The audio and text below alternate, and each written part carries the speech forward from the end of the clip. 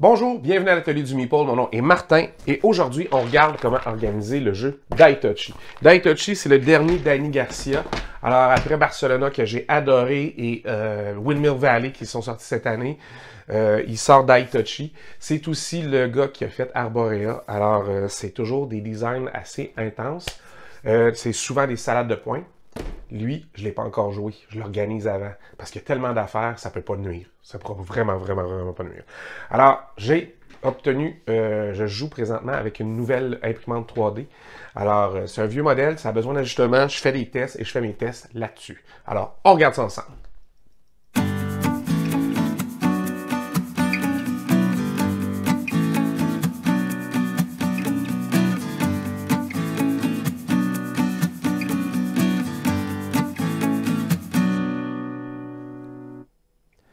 Alors, qu'est-ce qu'il y a dans la boîte de Daitochi? Livre de règles. Il y en a 4 autres exemplaires dans 4 autres langues. Là. Fait que c'est l'anglais puis d'autres langues comme l'italien, l'espagnol et ces choses-là. Il y a énormément de matériel. Alors, on retrouve des couleurs de joueurs. 4 fois. Quelques tokens uniques. Des petits boards spécialisés pour faire de la variété pour l'espèce de grosse machine qu'il y a là-dedans qui se promène, celle-là. Vous avez des tuiles qui vont sur le plateau et qui font le tour de l'espèce de ville, qui vont l'entourer. Vous avez des workers de couleurs différentes. Vous avez plein de petites tuiles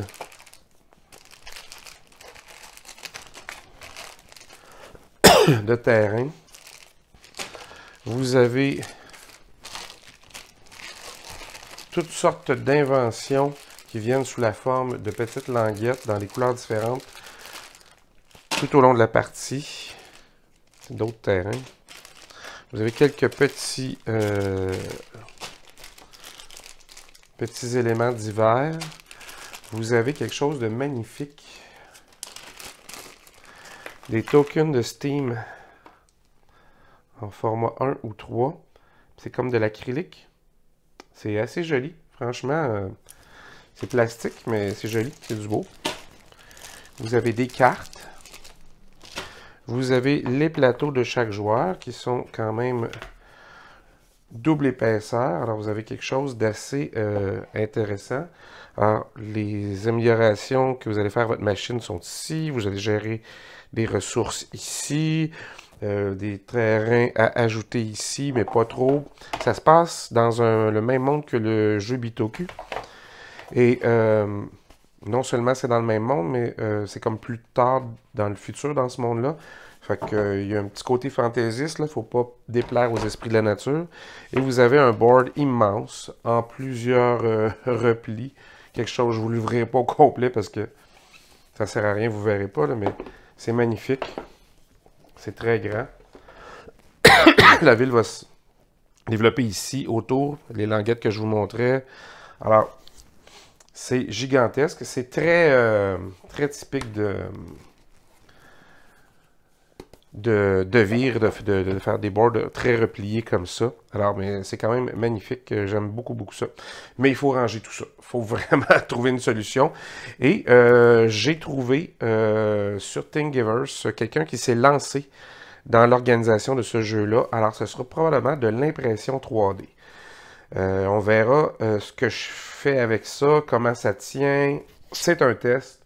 Fait que je me lance, puis je vous reviens avec ma solution.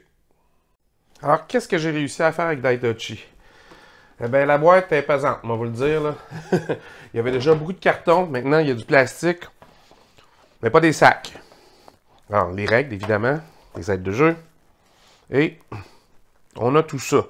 Tout ça super bien cordé. D'abord, vous avez les bacs pour chaque joueur avec leur couleur. Vous avez le board ici, qu'on peut enlever comme ça. Je vais déposer ça ici. Il y a des cartes pour le solo. Les cartes de setup et aides de jeu que j'ai mis là-dedans. J'ai eu quelques difficultés avec mon imprimante. C'est une vieille imprimante quand même, là, 3D. Fait que, il y a eu des petits déplacements comme ça. C'est arrivé dans quelques-uns de mes designs. Fait que j'ai dû sabler et ajuster un petit peu, mais sinon, ça marche bien. Ça rentre très serré, par contre. Très, très, très serré. Alors, deuxième étage de bonheur et de plastique, ben, vous avez les meeple, les workers de 4 couleurs. Vous avez les tuiles de la cité. Vous avez les 4 plateaux de joueurs, comme je vous ai montré tantôt. Et vous avez ici des tuiles comme ça d'amélioration des machines, ici aussi. Vous avez les fameuses tuiles de steam, de vapeur. Vous avez d'autres tokens ici. Toutes les petites tuiles entrent bien dans ça. Et j'en ai un autre ici. Je vais enlever lui, ça va me permettre d'enlever les deux autres. Ici. Alors, ils sont tous assemblés par numéro et numérotés. Ça rentre très serré. Je ne suis pas super à l'aise avec ça. Je vais peut-être voir si je peux pas enlever les coins un petit peu ici, arrondir les coins à chaque place pour que ça rentre un peu moins serré. Mais chaque chose a sa place. Même chose pour les tuiles ici. Wilderness. Alors, même chose, j'ai eu un petit décalage, j'ai dû sabler. Ça paraît pas parce que c'est dans le fond de la boîte comme ça, on s'en fout un peu. Là. Mais peut-être que ce sera quelque chose qui sera réimprimé quand j'aurai réglé mon petit problème de table. J'ai aussi, il y avait un insert, une pièce d'insert qui était juste un filler. Fait que c'est pas vrai que je vais gaspiller ça d'épais de plastique. Alors j'ai pris un restant de foam core que j'ai juste collé. Puis ça prend juste l'espace libre qu'il y a là. Et vous avez ici les tuiles qui vont autour de la ville. On peut enlever comme ça. Et fait que vous avez la machine, les tuiles de la machine ici qui rentrent parfaitement. Vous avez ici quelque chose qu'on peut pousser pour sortir. Et la petite tuile en dessous aussi. Alors, ça sert à scaler, là, des affaires que vous cachez quand vous n'êtes pas au plus grand décompte de joueurs. Le jeton premier joueur, des petits tokens ici. Vous avez ici d'autres strips qui vont, en principe, une dans pour chaque joueur, mais clairement, il n'y avait pas de place ici, là-dedans, fait qu'ils l'ont mis ici. Fait que c'est assez... ça rentre très très tight. Fait que ça ne devrait pas trop bouger.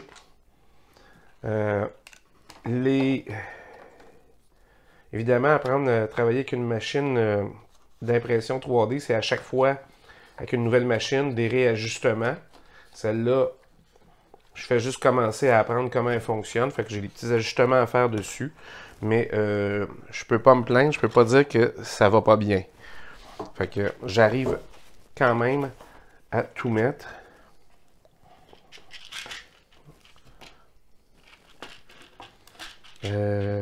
Ici, ça va pas dans ce sens-là, ça va dans ce sens-là. Vous voyez comment tout devient important à un moment donné quand vous faites ces affaires-là. Vraiment, tout a un sens, tout rentre parfaitement en place, mais de façon assez rigoureuse. Il faut vraiment y aller, les placer une après l'autre. Bon. Évidemment, quand on fait une démo live, c'est le genre de choses qui arrivent. Voilà, on remet ça ici. Fait que vous avez cet étage-là de fait. Fait que ça me permet de cacher tout ça. Fait que ça ne revole pas parce que, évidemment, chaque chose a sa place. Chaque chose est couverte. Et ça permet cet arrangement-là qui est si juste. C'est comme quand je fais des trucs en origami et que je ne mets pas de couvercle. C'est parce que je sais que c'est parfaitement aligné et que je n'aurai pas de problème avec ça. Alors voilà, c'était Daitouchi, mais à l'imprimante 3D. Vous auriez pu faire quelque chose de très similaire, mais un peu moins rangé, un peu moins lourd aussi, probablement, ça vient du foam core, un mélange de foam core et d'origami. Alors, vous avez vu, Die Touchy, tout entre dans la boîte, tout entre très serré dans la boîte, mais ça va faire que rien va bouger. Alors, c'est intéressant. C'est sûr que là, il y avait plein d'affaires vraiment sur mesure pour les tuiles.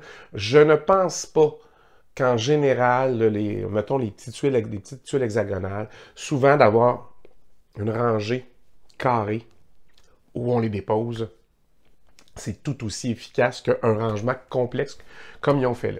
Évidemment, c'est quelque chose qui était déjà fait. Alors, la personne a fait quand même un excellent travail pour rentrer ça très juste. Et le dernier insert, qui, moi, est blanc dans ma boîte, là, où ils ont les tuiles courbées, tout le kit, il est vraiment bien pensé parce que ça rentre très flush. C'est parfait. C'est vraiment rien à redire là-dessus. Les autres, ben... ce sont essentiellement des boîtes avec des séparateurs. Là. On aurait pu faire la même chose en origami. Peut-être sauver un peu d'espace, parce que des fois, avec l'origami, c'est plus mince que le plastique, et ça aurait été un petit affaire moins pesant parce que la boîte est quand même un peu lourde. Alors, je ne sais pas si c'est quelque chose qui vous intéresse, l'impression 3D, mais c'est de plus en plus abordable. On en trouve de plus en plus sur le marché. Moi, c'est une seconde main. C'est une amie qui se débarrassait de la sienne parce qu'elle en a acheté une plus grosse. Alors, je me suis dit, tiens, je l'essaye, je fais un test. J'ai quand même accès à d'autres imprimantes 3D quand j'ai vraiment des besoins. Mais d'en avoir une à la maison pour faire des petites choses, j'ai fait des petites pièces pour un autre jeu, là, que ceux-là, j'ai vraiment conçu moi-même. J'apprends à travailler avec le logiciel pour faire du dessin 3D. Alors, je vous montrerai ça éventuellement. Mais pour l'instant, ça, c'était du déjà fait. La prochaine étape, évidemment, c'est peut-être de faire des rangements sur mesure que moi, j'aurais conçus. Fait qu'on verra ce que ça donne. En attendant, laissez un petit mot si vous avez des questions. N'hésitez pas, ça me fait toujours plaisir d'y répondre. C'est quoi votre méthode préférée, entre autres, pour ranger? Moi, l'origami, souvent, c'est ma préférée parce que c'est la plus légère. Le foam core, c'est léger aussi, mais c'est quand même beaucoup d'attente que tout sèche, que tout colle, que tout prenne ensemble. Et l'imprimante 3D, ben, des fois, le sur-mesure pour rentrer des pièces un peu bizarres, ça fonctionne très bien. Alors, j'espère que vous avez aimé ça. On se revoit la prochaine fois. En attendant, amusez-vous.